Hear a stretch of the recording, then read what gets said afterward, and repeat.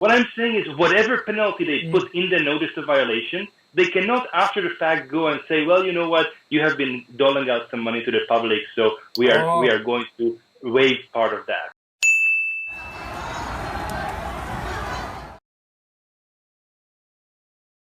Thanks a lot, Gabby, for doing the interview with me. As we know, the Air Transat decision has been issued by Canadian Transport Agency today. I've seen some of the key facts. For example, the $295,000 penalty, and some news media reported one way and another. Some say that this is the full penalty. Some recognize that, hey, wait a minute. Any amount that Air Transat paid to the passengers could be deducted from that amount, so it's not a full penalty. So I would like you to explain on the penalty amount, how, based on your expertise, how did they come up with that number, and is it a good decision for Canadians air passengers? I've seen Twitter feedback, people saying, nah, this is awful, get stuck on the tarmac for so many hours, this is not enough, or is it enough? Like, what's your take? What we see here is a publicity stunt by the Canadian Transportation Agency to support the government efforts to pass Bill C-49. Why would you say this is a publicity stunt? Because the Canadian Transportation Agency pretends that it has teeth, pretends that it issued a big fine, while in reality the fine has been waived. How come? Like, how do you square that? Like, on paper, on the ruling and on the notice, on the thing that press release, big press release, CTA sent out, $295,000 Canadian. And even around the world, BBC is reporting on this. Obviously, Canadian media like CBC, CTV are all reporting on this. So explain your claim. Why? According to the media release, Air Transat will not have to pay money that it pays passengers. So in other words, they can take the amount of the fine and pay it out to the passengers. However, it comes out to $500 per passenger, and Air Transat has already paid to many passengers $400, as I checked back in August. I see, right, which is, before we start the interview, you send a link to a report, CTV report to me. So according to that news report, like, Air Transat already paid $400 to many passengers, and now 500 is like nothing. Is that what you're saying? It's a very small amount, and I'm seeing here two problems.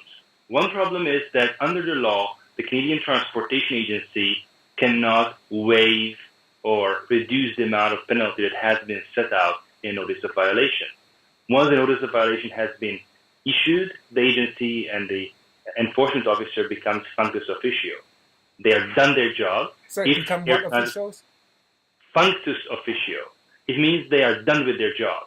They cannot go back and they can correct clerical errors, but they cannot make substantive changes to the actual fine that has been issued. It's binding, and if Air Transat wants, it can appeal it, but it is still binding.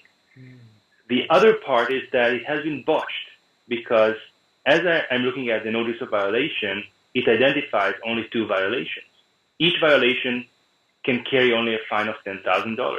Yeah, so I noticed that in the notice of violations, there are only 2 violations, and it cites specific sections, and I have to admit I'm not a lawyer, and I'm definitely not aware of what those specific sections are and what the limits. So from your reading, those 2 specific violations, according to your reading of the law, the sections cited, each one could only be fined up to $10,000. Is that what you're saying?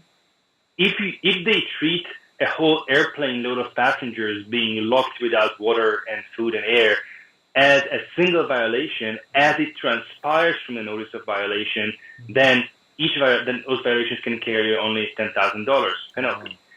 What I think is that each passenger's breach of each passenger's right is a separate violation, and therefore, for each passenger, the agency could have issued $10,000 for a total of $5.9 million, which makes us see how little penalty has been issued if we look at things properly.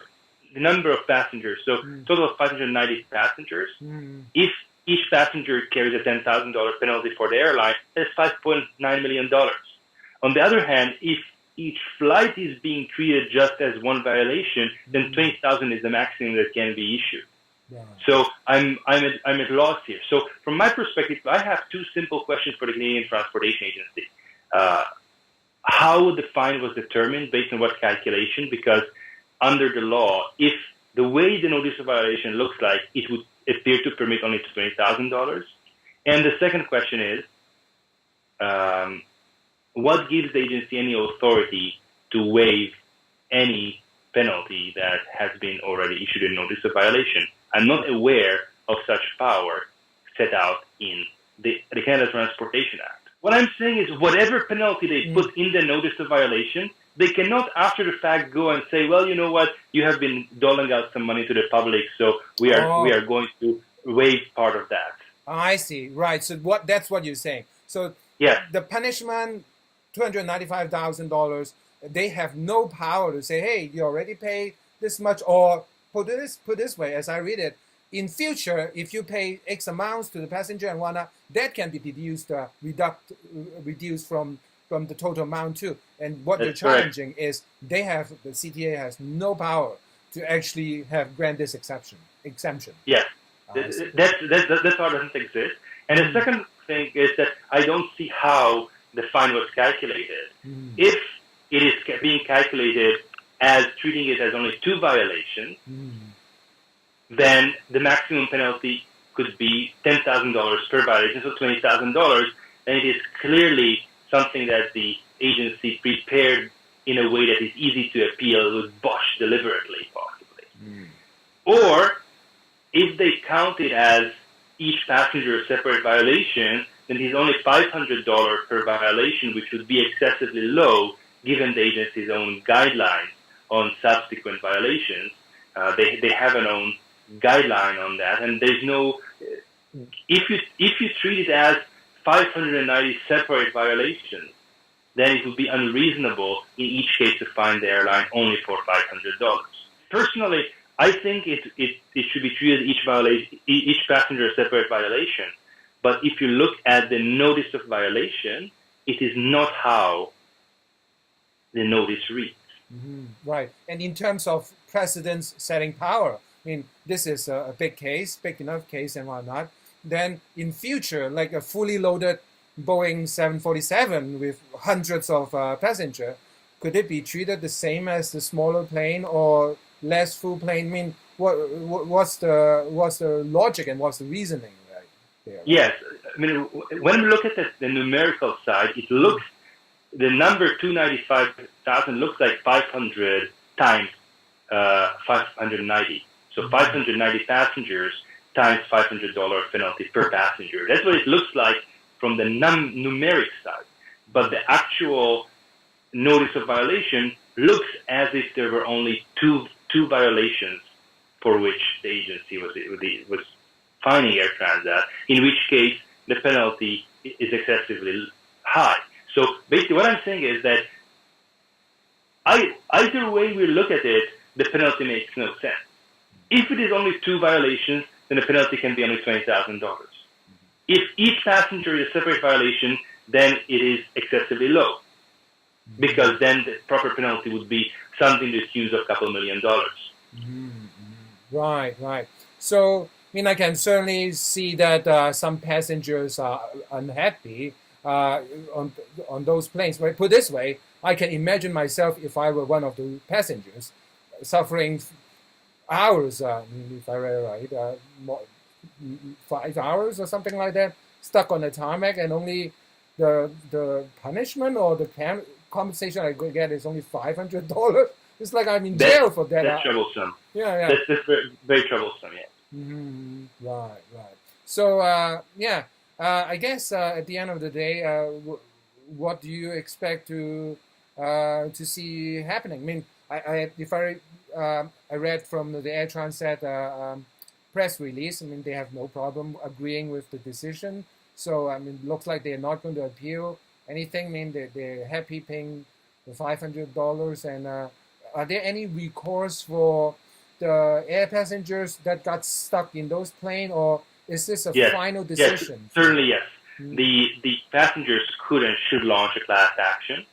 And what I'm contemplating at this point is actually challenging the way the fine was issued and that the agency proposes to waive the fine, because I don't believe that they have that kind of jurisdiction. I don't think they have that kind of power.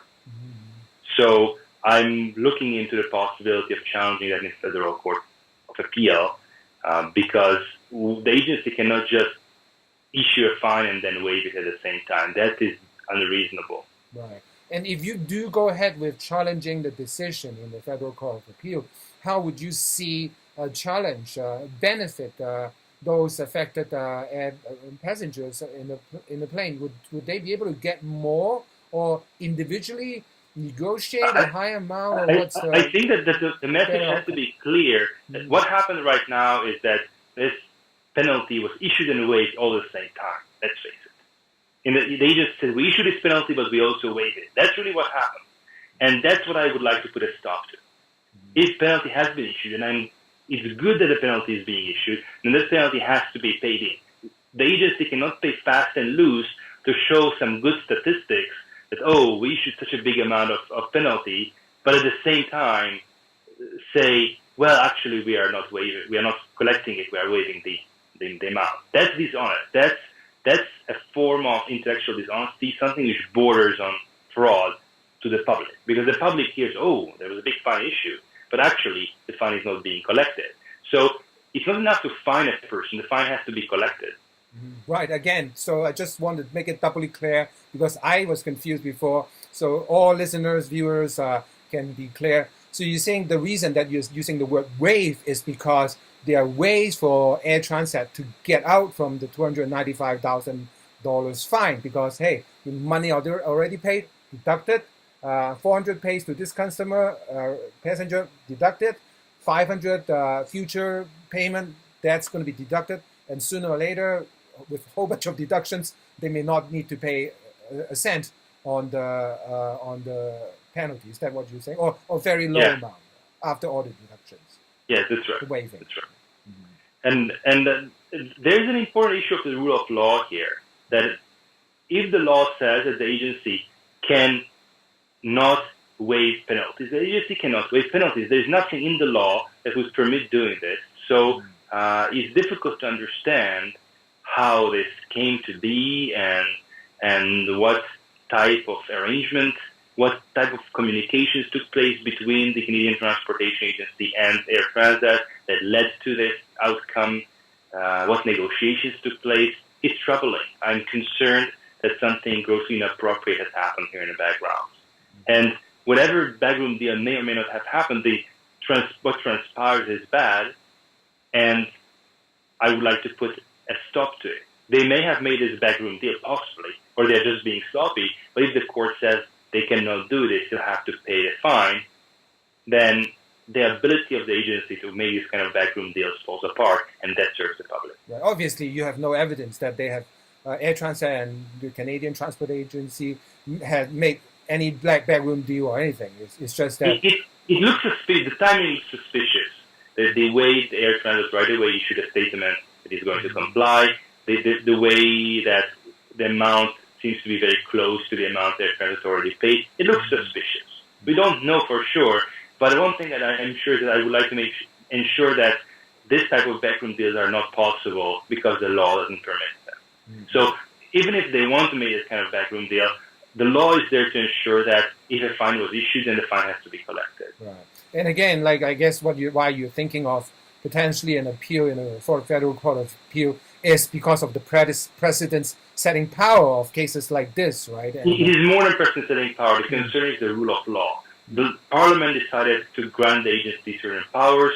The agency cannot overstep those boundaries. If they issue a notice of violation, they have to stay within the confines of the law. The law says they can issue a notice of violation. That's fine. There's nothing in the law that would allow them to rescind a notice of violation on the basis of some amount that has been paid. That's not the powers that the enforcement officer has. The payment has been, the notice of violation has been issued. At that point, they become functus officio. Right. And they are done with their job.